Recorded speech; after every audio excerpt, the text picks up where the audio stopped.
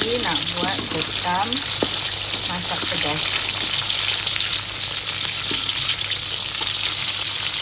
Dia tumiskan bawang putih, bawang merah ni sedikit selai.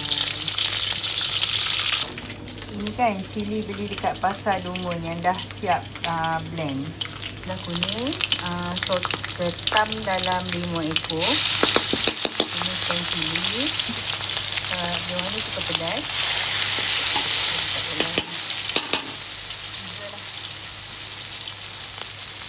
Dalam 3 sendok. Dan sos cili Thai sikit.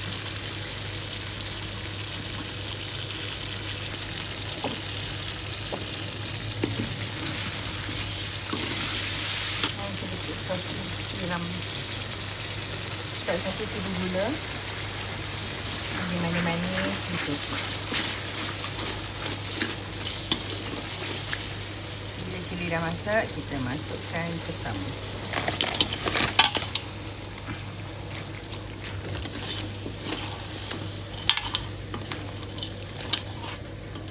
Gaul-gaulkan ketam ni sampai sebati dan kita biar seketika sampai dia masak.